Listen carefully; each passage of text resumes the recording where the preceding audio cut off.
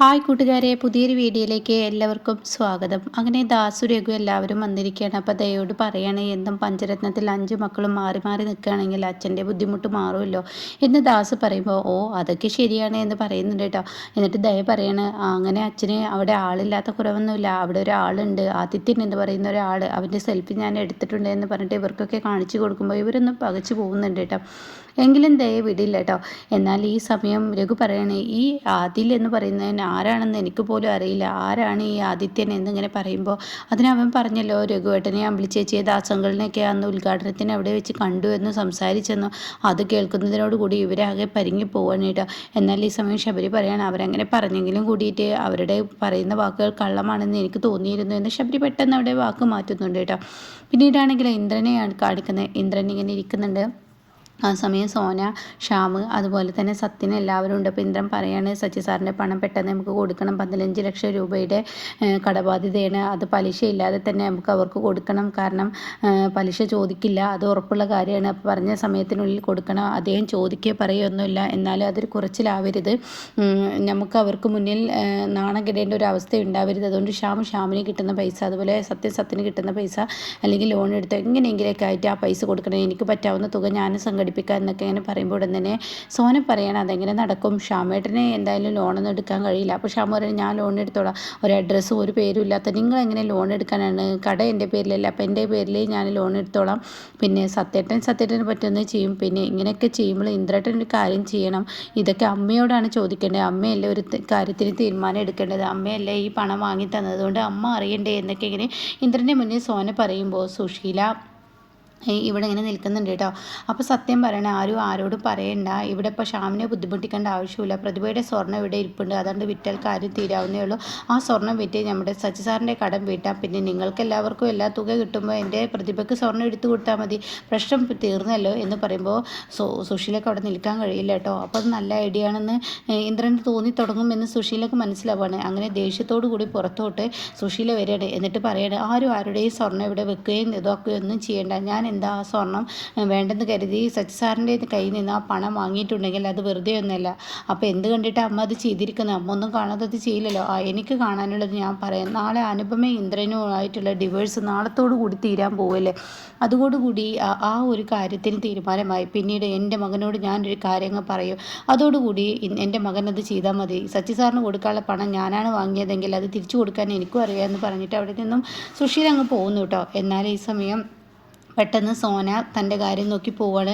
സോന ഷ്യാമിനോട് പറയണേ, ഷ്യാമേട്ടാ ഒന്നിങ്ങ് വന്നേന്ന് പറഞ്ഞ് ഷ്യാമിനെ വിളിച്ച് കൊണ്ടുപോവാണ്. പിന്നീട് സത്യൻ ഇന്ദ്രൻ്റെ അരികിലോട്ട് വന്നിട്ട് സത്യം പറയണേ, ഇപ്പോൾ മനസ്സിലായില്ലേ നമ്മുടെ അമ്മയുടെ തനി സ്വരൂപം, അമ്മ അവസരത്തിനനുസരിച്ച് കാലം മാറുന്നത് കണ്ടില്ലേ ഇന്ദ്രേട്ടാ, അമ്മ എങ്ങോട്ടാണ് വരുന്ന വഴി എന്ന് മനസ്സിലായില്ലേ, എന്തുകൊണ്ടാണ് സച്ചി സാറിൻ്റെ അടുത്തോട്ട് പണത്തിന് പോയത് എന്നും മനസ്സിലായില്ലേ. അപ്പോൾ ഇതൊക്കെ സുശീല റൂമിൽ നിന്ന് കേൾക്കുന്നു. അപ്പോൾ ഇന്ദ്രൻ പറയണേ, എനിക്ക് ഇപ്പോഴല്ല മനസ്സിലായില്ലേ, ഇതിന് മുന്നേ തന്നെ മനസ്സിലായിട്ടുണ്ട്, എന്നിട്ടും എന്തിനാ ഇന്ദ്രേട്ടൻ സച്ചി സാറിൻ്റെ അടുത്തോട്ട് പണം വാങ്ങാൻ പോയത്, അത് പിന്നെ അപ്പോഴത്തെ ആവശ്യം നടക്കട്ടെ എന്ന് കരുതി മാത്രമാണ്, പക്ഷേ അമ്മയുടെ ആവശ്യങ്ങളൊന്നും ഒരിക്കലും നടക്കില്ല, അപ്പോൾ നാളെ അനുചേച്ചിയുമായിട്ടുള്ള ഡിവേഴ്സോ അതും നടക്കില്ല, അത് നടക്കാത്ത കാര്യമാണ്, അനു എൻ്റെ പെണ്ണാണ്, അവൾ ഒരിക്കലും ഞാൻ വിട്ടുകളയില്ല, അതുകൊണ്ട് തന്നെ അവളെ ഞാൻ ഡിവേഴ്സ് തീർക്കില്ല, അപ്പോൾ അനുചേച്ചി അതിന് സമ്മതിക്കില്ലല്ലോ, അതിനൊക്കെ വഴിയുണ്ട്, ഞാൻ നാളെ അച്ഛനെ വിളിക്കും, അച്ഛനോട് കാര്യങ്ങൾ പറയും, ആ ഒരു ഡിവേഴ്സ് നടക്കാൻ പാടില്ലെന്ന് അച്ഛനോട് ഞാൻ വെളിപ്പെടുത്തും, അതോടുകൂടി കാര്യത്തിന് തീരുമാനമായി. അപ്പോൾ ഇന്ദ്രൻ്റെ മനസ്സിൽ ഇപ്പോൾ എന്താണെന്ന് സുശീല അറിയുമ്പോൾ സുശീല ആകെ ഞെട്ടിപ്പോണേട്ടാ, ഈശ്വര ഇങ്ങനെ ഒരു മനസ്സിൻ്റെ ഇപ്പോൾ അവൻ്റെ കയ്യിലുണ്ടെങ്കിൽ ഇതിനൊരു അവസാനം കുറിക്കണം എന്ന് കരുതി തന്നെ തൻ്റെ ഫോണെടുത്ത് പെട്ടെന്ന് മാഷിനെ വിളിക്കണം, മാഷേ നിങ്ങൾ എവിടെയാണ്, ഞാൻ എവിടെയെന്ന് ഇരിക്കട്ടെ, നിങ്ങളെന്തിനാണ് വിളിച്ചതെന്ന് ചോദിച്ചോളൂ, നിങ്ങൾ വിളിച്ച കാര്യം പറഞ്ഞോളൂ എന്ന് പറഞ്ഞ ഉടൻ തന്നെ ഇന്ദ്രനോട് സുശീലയോട് പറയാണ് മാഷിനോട്, അതെ നിങ്ങളുടെ മകളുടെ ഡിവേഴ്സാണ് നാളെ നടക്കാൻ പോകുന്നതെന്ന് അറിയില്ലേ, ആ ഡിവേഴ്സ് കഴിഞ്ഞാൽ എൻ്റെ കുഞ്ഞിനെ എൻ്റേതായ സ്വാതന്ത്ര്യത്തിന് വിടണം, പിന്നീട് അവനെ ഒരു ബന്ധം ഞാൻ ഉറപ്പിച്ച് വെച്ചിട്ടുണ്ട് സച്ചി സാറിൻ്റെ മകളുമായിട്ട്.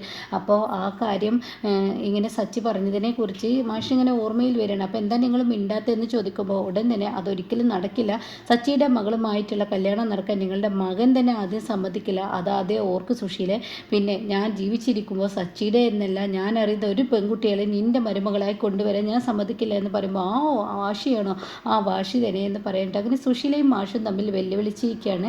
അങ്ങനെ ആ ഫോൺ കട്ടാക്കുന്നുണ്ട്. പിന്നീട് സുശീല എന്തൊക്കെയോ ചിന്തിക്കുന്നു, മാഷ് ഇപ്പുറത്ത് ഇരുന്ന് ചിന്തിക്കുന്നുണ്ട് കേട്ടോ. എന്നാൽ ഈ സമയം ഇപ്പുറത്താണെങ്കിലോ ഇങ്ങനെ മന്ദാകിനിയാണ് കാണിക്കുന്നത്. മന്ദാകിനി വല്ലാത്തൊരു ടെൻഷനിലാണ്. അപ്പോൾ ഉടൻ തന്നെ ഇവിടെ സച്ചിയും സാവിത്രി വന്നിട്ട് ചോദിക്കുകയാണ്, എന്താ ചേച്ചി, ചേച്ചിയുടെ മുഖത്ത് വലിയ ടെൻഷൻ, ചേച്ചി ആഗ്രഹിച്ചതുപോലെയൊക്കെ ഒരു കല്യാണം നടന്നില്ലേ, എന്താണാവോ നമ്മുടെ മക്കൾക്ക് വല്ല ശാപവും കിട്ടിയിട്ടുണ്ടാവും, നമ്മുടെ മക്കൾക്ക് മാത്രം എന്താ ഇങ്ങനെ ഒരു വിവാഹങ്ങൾ നടക്കുന്നത്, ഒരു വിവാഹം നടക്കാത്ത പോലെ. അപ്പോൾ ചേച്ചി ഇപ്പോൾ ഇഷ്ടപ്പെട്ട കല്യാണമല്ലേ, ചേച്ചിക്ക് ഇഷ്ടപ്പെട്ട ഒരു മരുമകളെ കിട്ടാൻ പോകുന്നു, അവന് ഇഷ്ടപ്പെട്ട ഒരു പെണ്ണിനെ കിട്ടാൻ പോകുന്നു, നല്ല ഭംഗിയുണ്ട് എന്ന് അപ്പോഴേക്കും സാവിത്രി പറയാം. അത് കേട്ട ഉടൻ തന്നെ എന്തോ എനിക്കറിയില്ല, അതിപ്പോൾ ഈ ഒരു ഓൺലൈനിലൊക്കെ കണ്ട പെണ്ണല്ല, ആ പെണ്ണൊക്കെ നേരിട്ട് കാണുമ്പോൾ എത്രമാത്രം ചേച്ചി അതൊക്കെ നമുക്ക് അന്വേഷിക്കാമെന്ന്, അവരുടെ കുടുംബം എത്രമാത്രം എന്തുണ്ട് എന്നറിയില്ലല്ലോ, അതൊക്കെ നമുക്ക് അന്വേഷിക്കാമല്ലോ, അതിന് വേണ്ടിയല്ലേ നമ്മൾ നാളെ മഹേഷിന് പെണ്ണ് കാണാൻ പോകുന്നത്, അതൊക്കെ ശരിയായിരിക്കാം, മഹേഷിന് പെണ്ണ് കാണാൻ പോകുന്നത് അതിന് വേണ്ടിയൊക്കെ ആയിരിക്കാം എന്ന് എനിക്കറിയാം. പക്ഷേ എൻ്റെ മനസ്സിൽ ആരോ എന്തോ ഇരുന്ന് പറയുന്നു, ഇത് എന്തിൻ്റെയോ ഒരു തുടക്കം കുറിക്കലാണ്, എന്തോ ഒരു അപകട സൂചന ഞാൻ ഇത് കാണുന്നു. അതെന്താ എന്ന് സച്ചി ചോദിക്കുമ്പോൾ അത് എനിക്ക് എന്താണെന്ന് എനിക്കും പറയാൻ കഴിയുന്നില്ല, എനിക്കറിയില്ല, എൻ്റെ മനസ്സിനൊരു സന്തോഷം കിട്ടുന്നില്ല, എന്താണെന്ന് എനിക്കറിയില്ല എന്ന് അവിടെ പറയുന്നുണ്ട് കേട്ടോ. അപ്പോൾ സാവിത്രിക്കും സച്ചിക്കും ഒക്കെ ഒരു പേടി വരികയാണ്. പിന്നീട് മഹേഷിനെയാണ് കാണിക്കുന്നത്. മഹേഷ് താൻ കല്യാണം കഴിക്കുന്ന സൗഭാഗ്യ എന്ന് പറയുന്ന കുട്ടിയെക്കുറിച്ച് സൗഭാഗ്യങ്ങൾ ഇങ്ങനെ ഓരിച്ചോരി പറയാണ് ഈ പറയുന്ന ഹേമന്തിനോടും ഗോകുലിനോടും അതുപോലെ തന്നെ ഇന്ദുവിനോട് കേട്ടോ.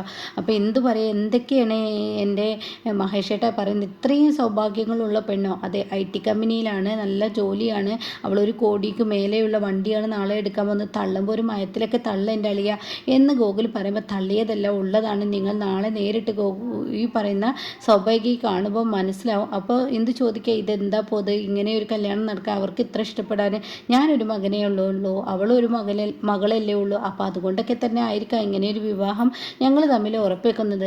അപ്പോൾ എന്ത് പറയാണ്, പ്രേമത്തിന് കണ്ണു മൂക്കൊന്നും ഇല്ലാതെ പറഞ്ഞു കേട്ടിട്ടുണ്ട്, അങ്ങനെ ഒരു കണ്ണു മൂക്ക് ഇല്ലായകയായിരിക്കുമോ ഈ സൗഭാഗ്യ, നിങ്ങൾ എന്നെ കളിയാക്കൊന്നും വേണ്ട, നോക്കിക്കോ, നാളെ നമ്മൾ കാണാൻ പോകുന്ന ആ സൗഭാഗ്യം, കൈയടിച്ചോ എന്ന് പറഞ്ഞ് ഗോകുലിന് കൈയടിക്കാൻ കൊടുക്കുമ്പോൾ എന്തുവിനെ കൈയടിക്കാൻ മഹേഷ് ശ്രമിക്കുന്നുണ്ട്. അപ്പോൾ മഹേഷിൻ്റെ കൈ അടിക്കലോ വേണ്ടേ എന്ന് ഇങ്ങനെ ആലോചിച്ച് എന്ത് പിന്നീട് കൈ അടിക്കുന്ന ആ ഒരു സീനാണ് കേട്ടോ.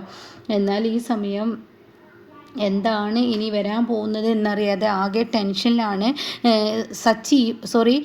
ദാസും അതുപോലെ രഘുവും അമ്പിളി കേട്ടോ. അപ്പോൾ രഘുവിനോട് പറയാണ്, ദാസ് നീ എന്തായാലും അമ്പിളിയെ കൊണ്ടുപോയിക്കോ, അവളുടെ ജോലി കയറുക എന്നുള്ളത് അവളുടെ ഒരു ആവശ്യമല്ലേ, അവളെവിടെ ഇരുത്തണ്ട, അവളെയും ഇനി ലച്ചുമോളെയും കൊണ്ടുപോയിക്കോ എന്ന് പറയണ്ട, ഞാൻ എന്തായാലും എറണാകുളത്തേക്ക് പോവുകയാണ്, അത് കുഴപ്പമില്ല ഞാൻ കൊണ്ടുപോയിക്കോളാം.